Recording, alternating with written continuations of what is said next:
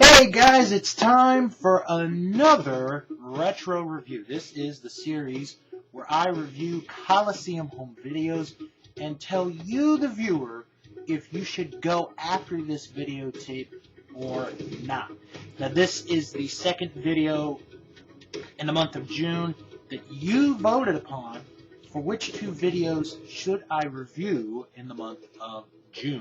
And believe me, this one that I'm about to review is a pretty good one. But of course, where can you find these videos? Well, the only way you can really find them nowadays is either on eBay or Amazon. So go check out eBay, go check out Amazon, type in Coliseum Videos, WWF, and who knows what gem you'll find. Well, today's review is one, to be perfectly honest, I've been waiting to do for quite some time. When this video came up, I honestly thought this would be one that would get picked up as soon as it became available to be chosen. It took a little longer, but not too long. The video that I am reviewing here today is Macho Man Randy Savage and Elizabeth. The videotape is hosted by Mean Gene Okerlund, and I will say real quick that this is in the same video series as the Best of the TNT Show and Best of the WWF Volume 8. So at the end of this review, at the end of this video, I'll tell you which of the three was the best, which was the middle, and which was the worst. So anyway, Mean Gene gives us this introduction, and we go right into our first match. Hulk Hogan versus Rusty Brooks? What is he doing on a Macho Man tape? Well, let me explain. See, throughout the course of the videotape, Randy Savage is going to put his opinion on some of the wrestlers that he faces. Now, this is one of my big problems with this tape, is you can't really understand what Savage says. It's like, he'll talk a little low like this here, and then he'll talk loud like this. So they talk about Hogan, and basically, he tells Elizabeth to go in the ring, tell him a message. And Elizabeth goes in and she asks Hogan, why is he not defending the title against a guy like Randy Savage? Well, Rusty Brooks actually attacks Hulk Hogan from behind, and that's the only offense that he gets. Hogan gets a win with a leg drop. After the match, Savage tries to get in the ring, but Elizabeth actually holds him back. Somehow that little frame of a body can hold Randy Savage back from getting to Hulk Hogan before those two butt heads. So then we go to a clip from the last time that they met, which was on the Best of the WWF Volume 7 videotape, where Savage is busted open, but he wins as a result of a countout, pushing Hogan into the post just before the count of 10. So now we go to the third match, because the first match was on the Best of the WWF Volume 6. The second one was on the Best of the WWF Volume 7. This one is on this videotape. So, the only way that there can be a clear-cut definitive winner is by a lumberjack match. And this is a unique lumberjack match, considering some of the individuals that are outside of ringside. Ricky Steamboat, Dan Spivey, George the Animal Steele, Mr. USA, Tony Atlas, the Magnificent Muraco, the Hart Foundation, King Kong Bundy, the Iron Sheik, just to name a few. So, the beginning of the match, it is all Hulk Hogan. And Hogan is just in complete control. Now, when Savage is thrown to the outside, instead of the good guys throwing him back in the ring, they create a wall that prevents any of the heel lumberjacks to get involved. And Hogan beats up Savage and he throws him back in the ring. Now, during this match, Gorilla Monsoon makes mention that Hulk Hogan was attacked by King Kong Bundy at an event in Phoenix, Arizona. Of course, that would later be the episode of Saturday Night's Main Event. But anyway, the reason I bring this up is because King Kong Bundy gets involved in the match. He trips Hogan up, But Hogan goes to the outside, and he goes after Bundy, goes after Macho, pretty much goes after just about anybody that was right there. But Savage comes, and he hits Hogan, and in Macho, he takes Hogan to the post, and Bundy hits an avalanche on Hogan, not once but twice. So you figure Savage is in control. He's going to win the title. But Hulk Hogan comes back. And then the ending of the match. This is a weird ending. Both men go to the ropes, each a separate way. George Steele pulls the leg of Randy Savage to knock him down. Hogan hits the leg drop. 1, 2, 3. Hulk Hogan wins, stays champion, thanks in large part to George the Animal Steele. So now we go to a clip from the TNT show where Randy Savage and Elizabeth are. Savage is disappointed that Elizabeth is in the recent edition of the WWF magazine. And then he says how he's upset that Hulk Hogan's on the front cover and he has a shirt that says Hulk Who. Meanwhile, this nice delivery man who's doing his job comes in and says that he has a package for Miss Elizabeth. So he gives the package to Elizabeth, and they're not sure what it is. So Vince McMahon suggests to Lord Alfred Hayes, why don't you help her in a little bit, let her, help her out, get into it, which gets a lot of whistles from the audience. And we see it's a bouquet of roses. And Randy Savage is trying to find out who it is. I want to see who is going to be in the danger zone. So Vince recognizes something in the box. And he says, you know what this is? This is the stuffings from a turnbuckle. It's gotta be the animal. Whack! Savage smacks the box out of Vince's hand, and the crowd goes crazy. It's done so well.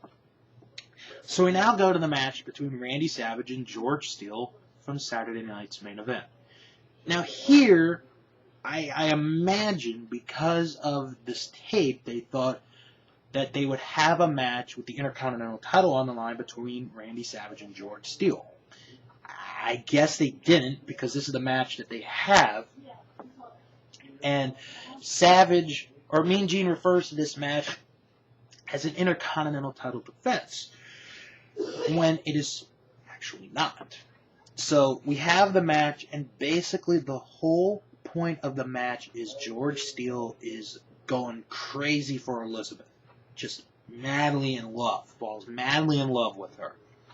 So every time that he gets offense on Savage, he stops and looks at Elizabeth. Every time he chases Savage around the outside of the ring, he stops at Elizabeth. The end of the match comes when Savage hits a double axe handle on George Steele while Steele is distracted by Elizabeth. 1, 2, 3, Savage gets the win. And then we go to actually what might be the best part of the entire videotape. Mean Gene Okerlund is outside of the house of Randy Savage and Elizabeth. So while he's waiting, he sees this newlywed couple. And the bride says, or actually the husband says, that we could not go on our honeymoon until my bride, my wife, got to see the Macho Man Randy Savage. To which the bride says that it was in the prenup that she has to see Randy Savage before they can go on the honeymoon. So the limo goes up, and the lady's screaming, running towards the limo. So we now go to poolside, where Gene Okerlund is with Randy Savage and Elizabeth, and Randy Savage is in a positive mood. Very interesting. So they talk about certain stuff, and one of the things that they talk about is pleasure, possession, and power. The pleasure is Elizabeth. The possession is the Intercontinental title. But there's one thing that he's missing. Power. He wants the power. And who has the power? Well, it's the champion, Hulk Hogan.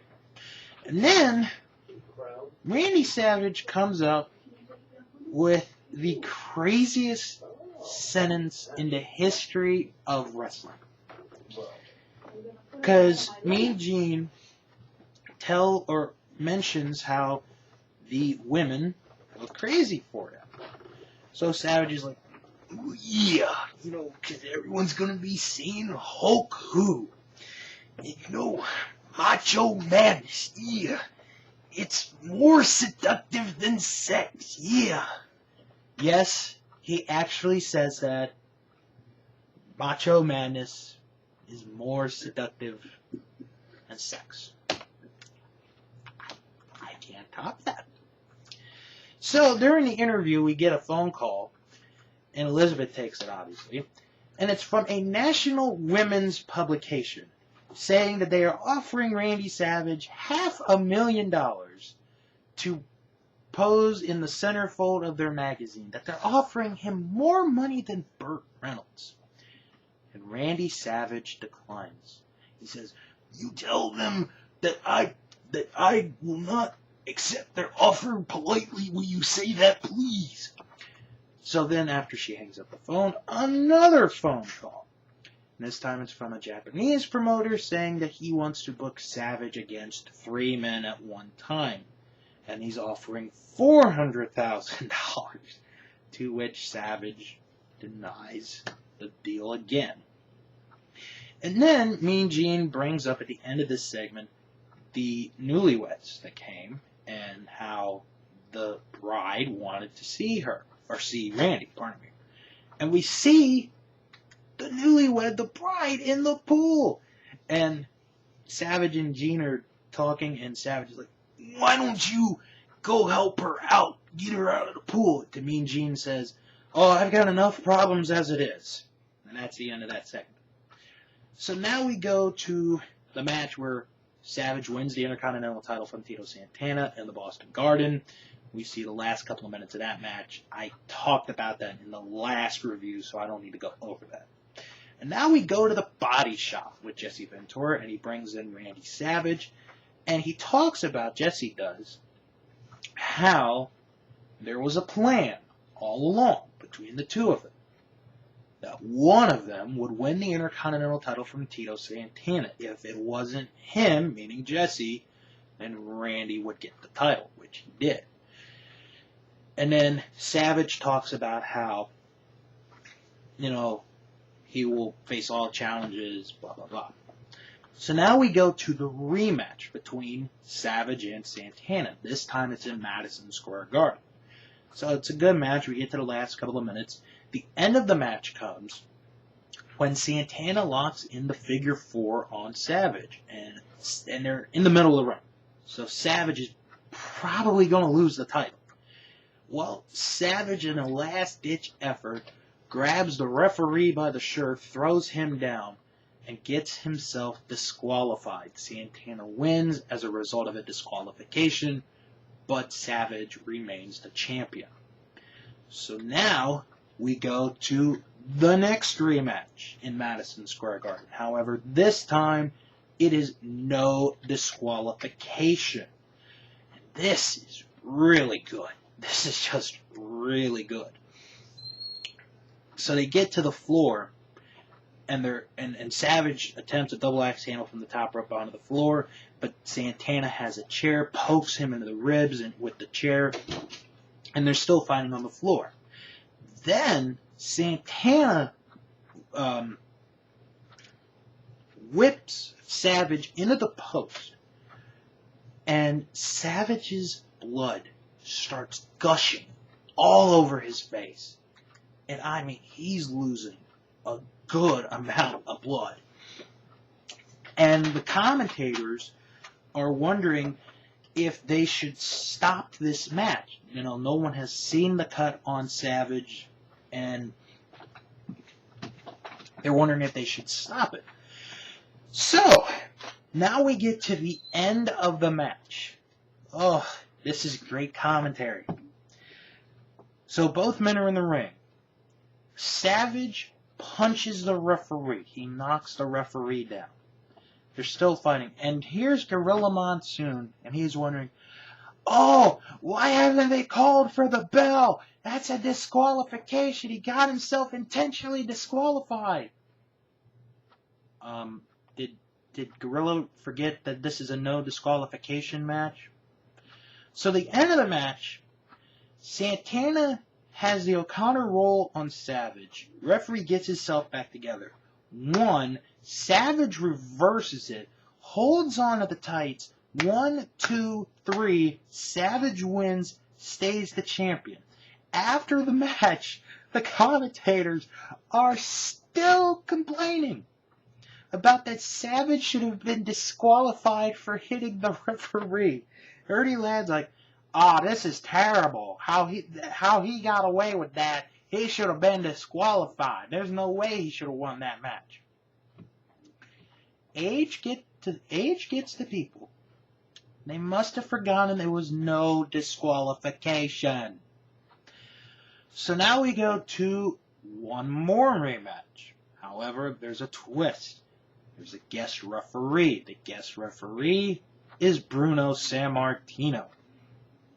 And this is a good match, even though Bruno was slow getting down the pin for either man. I mean, my God, he was just slow. I felt bad for him, but so, Savage argues with Bruno a little bit, and, he threatens Savage to disqualify him.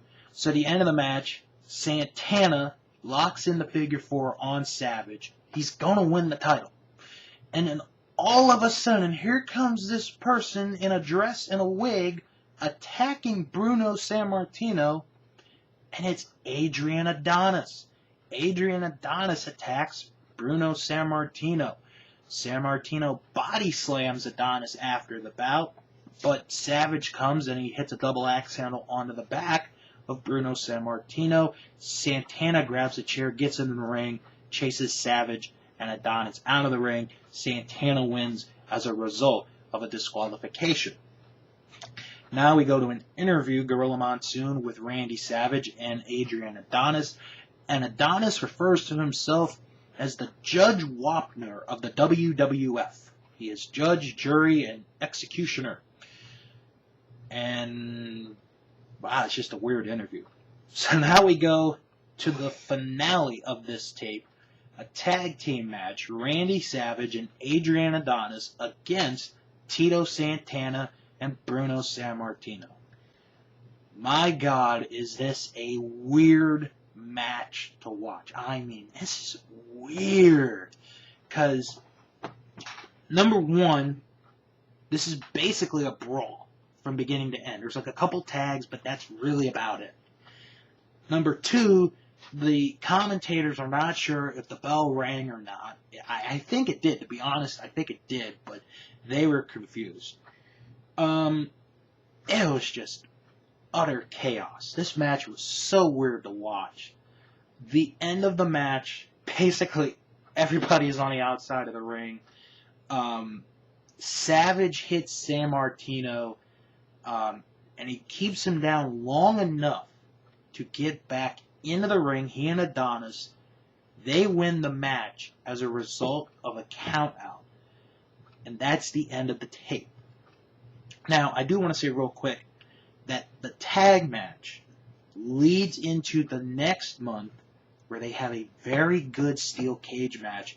And that tape, the WWF Inside the Steel Cage, has been reviewed, and you can check it out on my YouTube page. So, what did I think of this videotape? Well, despite the fact that I did have problems with the audio as far as Savage putting in some commentary on his opponents, Hogan, Steele, Santana, and Sammartino, this is an okay to a good tape. Now, granted, there are some good matches on here, including the Lumberjack match, the No DQ match, and the match where Bruno is the referee. Also, there's a very good segment with Savage and Elizabeth at home, which I really recommend, especially now that I've learned that Macho Madness is as seductive as sex, or is much more seductive than sex. My only problem with this tape is I wish they had a little bit more variety of opponents. I mean, the fact that the tape starts off with a Hulk Hogan match, I mean, I understand why they did it. But the fact that this starts off with a Hulk Hogan match, just seems very, very weird to me. I don't know why. I just don't. I would have liked to have seen another match with George Steele. I just would have liked to have seen a little bit more on this tape. But granted, you can't always get what you want. But this is a good tape, and if you're a humongous fan of Randy Savage and Elizabeth, I do recommend this tape to get, just for the historic purpose, and also you get to see how Randy Savage in the first year in the WWF, we're talking about 85, 86, was used in the World Wrestling Federation. Excuse me. So, now that I've gone through this series of videotapes, how do I rank them? Best of the TNT show, Savage and Elizabeth, and the best of the WWF Volume 8. To be perfectly honest, this is a no-brainer, the order. Best of Volume 8, despite its bad choices of newcomer matches, gets the gold just alone on the Hart Foundation and the Killer Bees match. Randy Savage and Elizabeth gets the silver, and the best of the TNT show gets the bronze. So that is my order of how I would rank those videotapes. Now, I do want to mention, before I end the tape, that since we've now gone through, in their entirety, the first 8 volumes of this video series, I'm going to go into a very special tape. Because the next time I do a review, which will be not this week, but next week, you guys are going to get a very special retro review.